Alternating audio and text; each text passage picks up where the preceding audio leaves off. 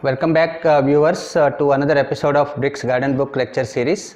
So, today I am going to cover the issues or aspects related to insect pest management in urban foodscapes.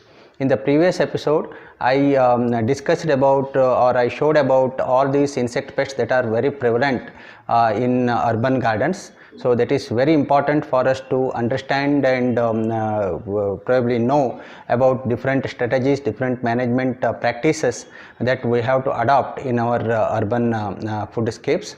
So if you have not watched that episode as well as earlier episodes, please visit our YouTube channel Bricks Bio so that we can understand better. You all know we encounter different type of insects in our gardens, but all are not pests. So when they reach that stage, or when they reach that number, probably they are very serious in our gardens. Some insects, of course, they are the vectors like whiteflies, thrips, aphids. So they can cause viruses, and we have to be very careful. So if you ask me that which are the serious insects in urban gardens, based on our experience, that I can tell that sucking pests are more serious than the biting insects. So that we have learnt in our previous episode.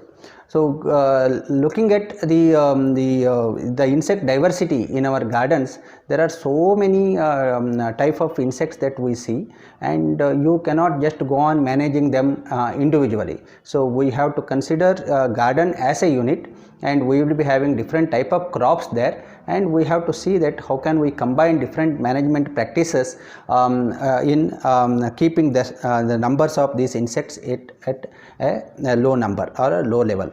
So based on our experience in last 15 years of urban foodscapes as the Biological Research Innovation Center and Solutions, or as Garden City Farmers, see, we have devised and designed certain ways, or the probably certain practices which are very practical in our urban foodscapes. Probably there is lots of research yet to be taken up, but based on my experience that I am trying to consolidate all these aspects of the pest management or insect pest management more particularly in this episode.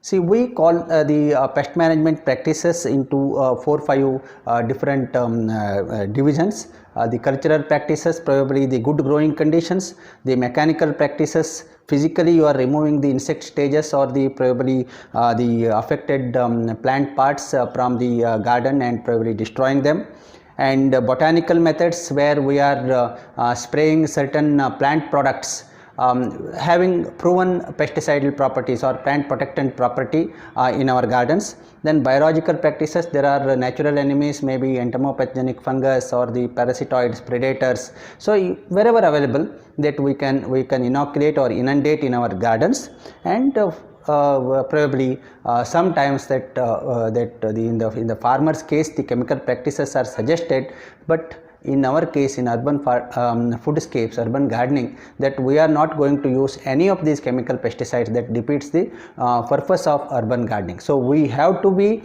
very clear in our management practices. So that way, let me just put some of these things individually. I am not going, but see, good growing conditions, maybe the mixed cropping situations. Whenever we are practicing mixed cropping situation, we will be practicing mixed cropping situation. We are not growing one single crop in our gardens, not like farmers. Say, farmers are growing acres of cotton, acres of sugarcane or something like that. In our case, that we are growing minimum 10 different type of crops in our garden. So this helps us to keep the pest numbers at low, because it will send a mixed signal for the insects. So insects are confused and they will not come and colonize in our garden. So mixed cropping is very important as an urban gardener, and all of us have to practice considering the advantage of reducing the insect pests in our gardens. So mixed cropping can be a multi-layer cropping, so as many of us are discussing and knowing. So yes, again that how we can adopt this, we need to design and practice in our gardens. we can mixed cropping, maybe a trap crop situation, maybe having some flower plants like marigold, chrysanthemum, or some even mustard, nizer.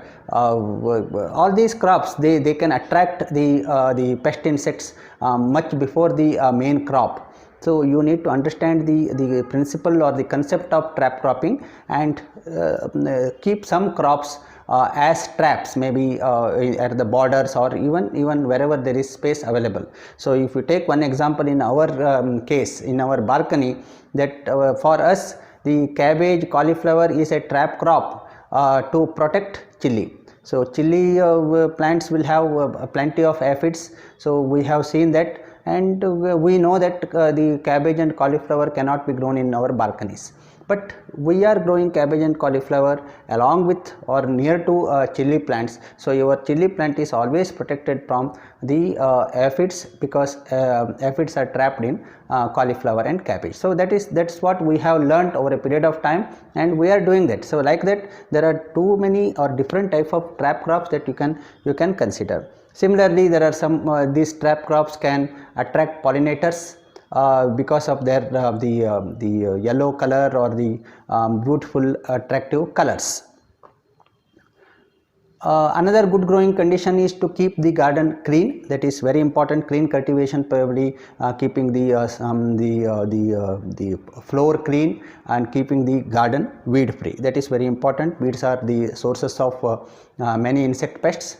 So you have to use the natty or local seeds as much as possible, because the local seeds have evolved in this kind of environment and they can tolerate the pest pressure better. So you have to use right size of the containers. So that is very important, that we have discussed in some of our earlier episodes. Please watch that as well. Sunlight is another important growing condition. Sometimes that will not be having proper sunlight for the plants to grow. So if you have less sunlight, think of growing only leafy vegetables. If you have sufficient sunlight, think of growing all different types of containers. So that helps in making the plants robust. So temperature is also a very important condition. Sometimes if it is very scorching and very high temperature, you may have to put some wet gunny bags, and you may have to sprinkle water in the garden, or you may have to put water twice a day. Like that you have to manage the temperature to keep the microclimate cool, maybe at 26 to plus or minus 2 degrees centigrade.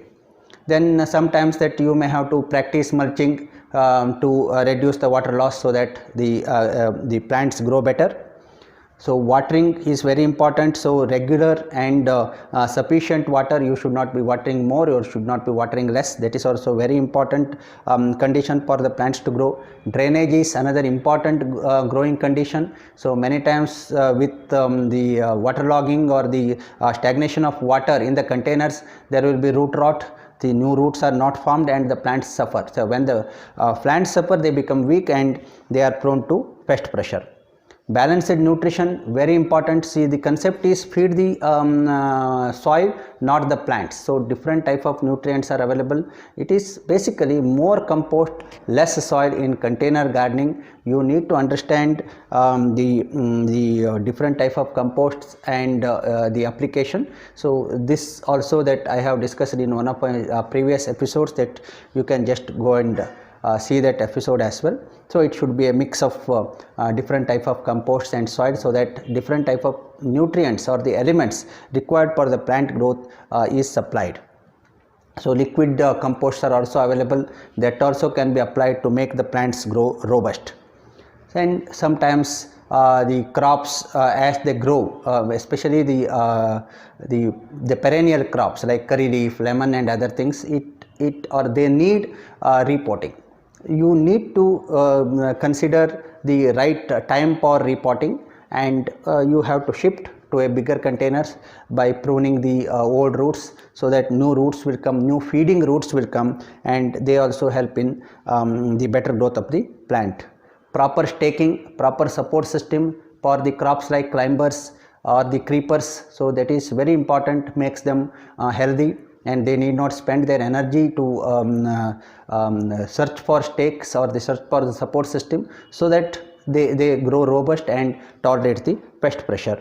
Pruning very important, the old shoots, the drying shoots, the insect affected shoots, so or the stems. So you have to keep pruning whenever you are going to the garden. So you may have to go with a cicature and keep pruning all those plant parts which are affected by insects, which are drying. So that is very important to reduce the pest numbers in your garden. You can think of crop rotation wherever applicable, if possible.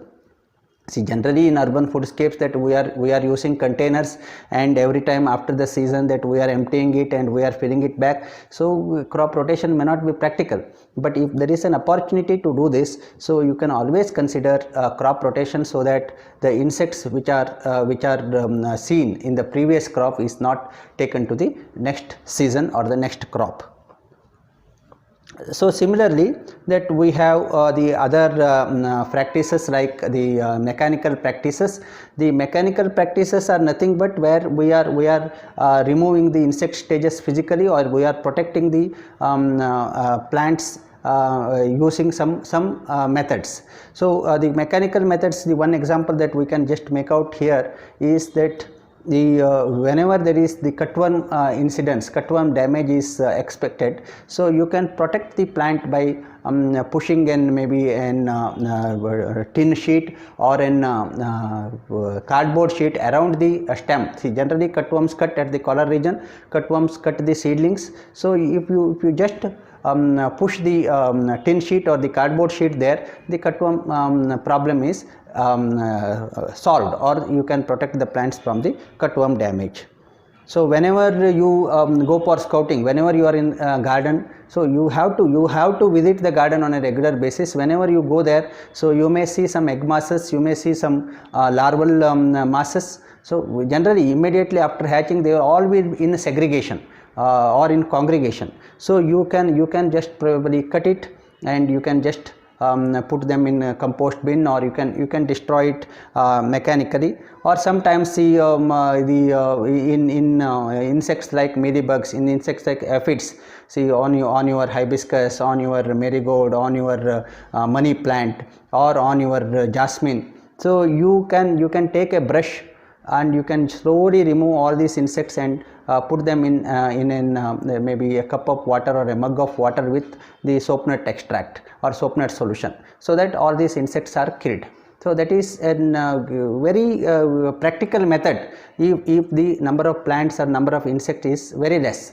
So after that, of course, you may have to spray again, but your plant protection practices will be much more effective if you physically remove some of these insect stages from the plant. Then there are insect traps available, very effective, particularly for fruit flies. See, we have the serious problem of fruit flies in our bitter gourd, ridge gourd, bottle gourds, or sometimes even in sapota, guava. So wherever there is some the sweet materials there, fruit fly adults, they come lay eggs. So if you trap these adults, so your damage can be reduced. So there are fruit fly traps available, and there are lures, so which can attract the fruit flies to the trap. It is a simple device that maybe a bottle with few holes. So once it gets into this into the bottle, then it gets trapped, and so it cannot just easily come out and gets killed. So huge number of fruit flies can be trapped and the plants can be protected. Similarly, the sticky traps, maybe yellow sticky traps, blue sticky traps. So they are simple sheets with the glue or gum spread on this, and if you keep them near to the plants which are very susceptible, like for example guava is highly susceptible for white flies. The chili, tomato, they are highly susceptible for white flies, and they are all actively flying insects. Whenever they are flying and they go and hit the sheets, so they are just glued or stick to the traps. So that way the yellow sticky traps, blue traps can be fixed, maybe 3-4 in a garden, or wherever that these kind of insects are very prevalent, that you can always fix it. So there are different type of fruit fly traps available, and that you can always plan.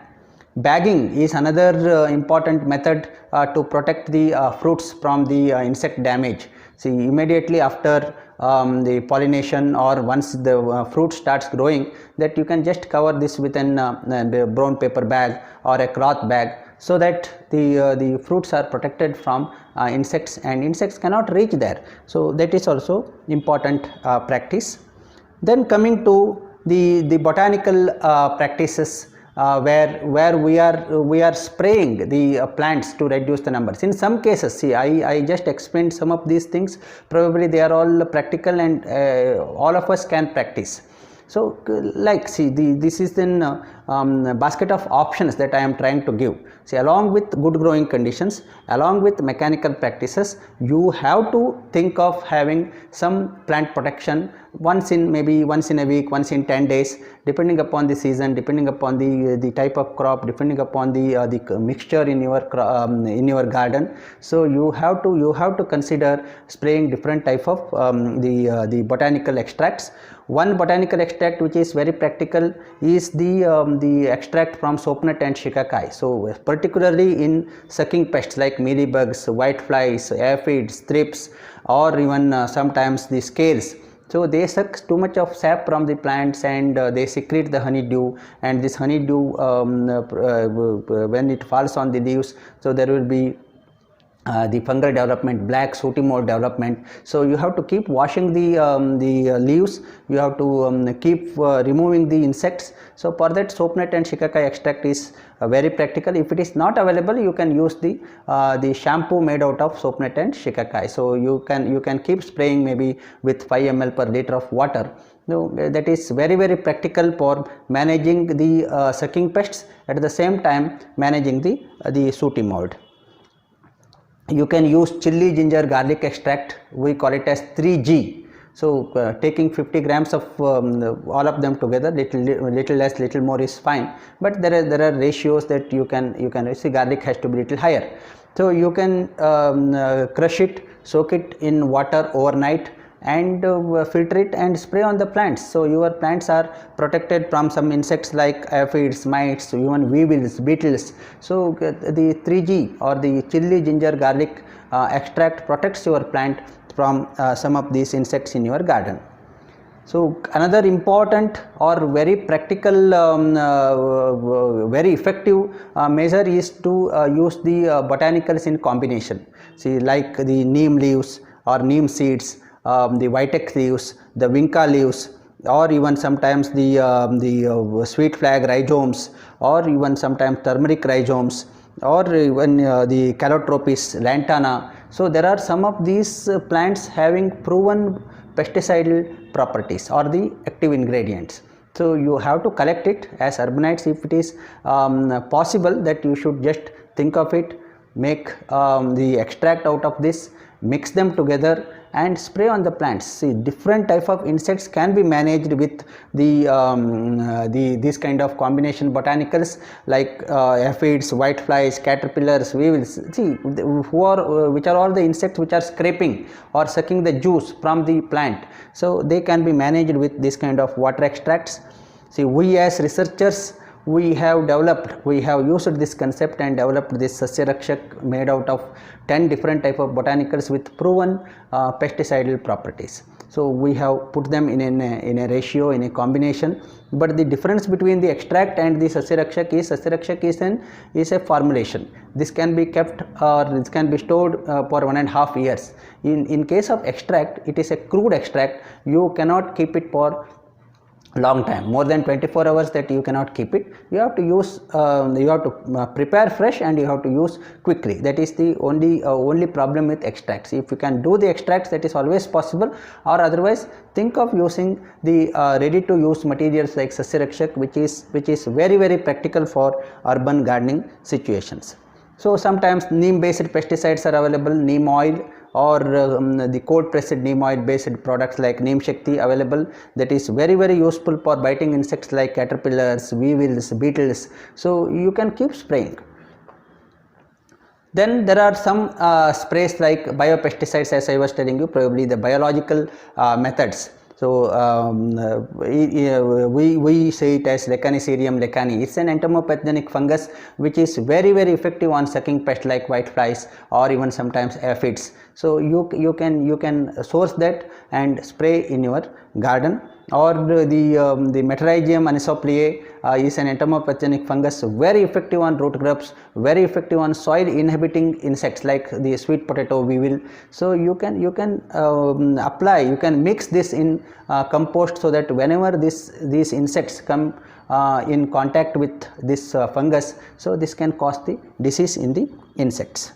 So like this, based on our experience in last 15 years of urban foodscapes, so we have developed a schedule. Generally, whoever calls us, whoever asks us, that we tell them that along with good growing conditions, along with mechanical practices, you can follow a schedule of sprays, so that you can keep your plants or the garden very healthy. So like maybe to start with, the shikaka and soapnut extract. Shikaka and soapnut extract can be a preliminary operation in every spray. That is for keeping the plants clean, or maybe a kind of washing the plants, so that helps. Then Sasya Rakshak at 5 ml per liter, or Neem Shakti at 5 ml per liter, chili ginger garlic extract 5%, 50 grams in a liter of water, or hing in buttermilk, or Sasya Rakshak. Then the entomopathogenic fungus Lecanicerium lecani, or maybe Neem Shakti. Like this, see, every 7 or 10 days interval that you have to keep spraying, and you have to repeat this cycle. So then, something, see, you are spraying and you are keeping your plants protected, and you are helping the plants to tolerate the pest pressure. So that way, if you follow this schedule, keeping the gardens healthy, devoid of insects, is not difficult at all. So then see, along with this, there are so many other natural crop defenders are available. See, for us, the ladybugs, the mantids, the lacewings, or many other parasitoids, spiders. So all these things are there to help us in our garden. Only thing is, our role is to conserve them. So if we use all these natural, safer processes, safer sprays, so all these insects are conserved, and all of them help us in managing the garden pests better, or to keep the insect pests at low numbers or lower numbers.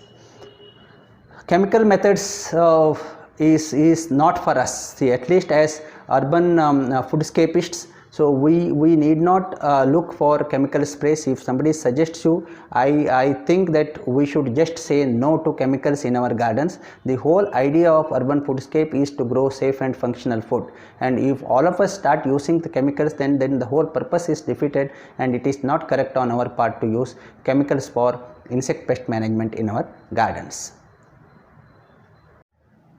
We encounter different type of insects in our gardens. So you have to keep watching, keep scouting the garden plants for the incidence of insect pests. Whether the pests are there or not, you have to adopt different practices, different methods that what we have discussed till now, and you can keep your garden pest free, plants protected, plants tolerant for the insect pests. So keep watching our YouTube channel Brix Bio. Thank you for watching this particular episode.